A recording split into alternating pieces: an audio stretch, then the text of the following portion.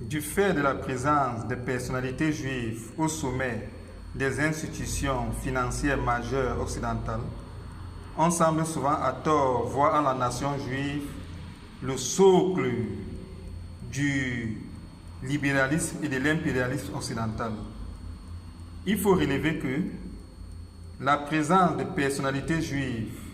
au sommet des grandes institutions financières et entreprises occidentales remonte à l'ère de la révolution industrielle. À partir de la deuxième moitié du 19e siècle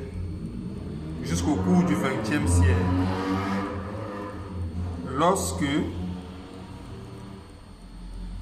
l'élite intellectuelle juive est identifiée par les milieux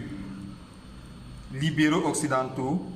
comme structurant la résistance de la classe prolétaire contre les abus de la bourgeoisie, et que la communauté juive en Occident est confondue au communisme. Alors, pour tenter de corrompre cette communauté et de l'assimiler au libéralisme occidental, des personnalités juives sont parachutées au sommet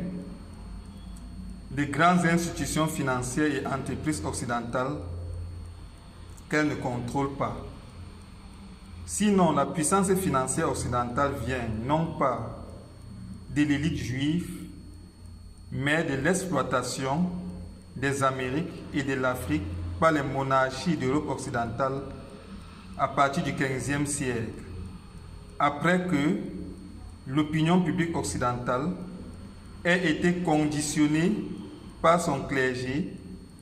à travers la déformation des préceptes moraux nobles du christianisme, à tolérer cette entreprise criminelle et brutale. Les successeurs des monarchies occidentales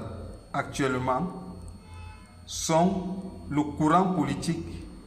nationaliste ou républicain occidental, contrôlant l'outil militaire et répressif de la domination impériale de l'Occident. Et le clergé occidental a été remplacé par le courant politique libéral et ésotérique occidental, constituant l'intelligence stratégique de la domination impériale de l'Occident.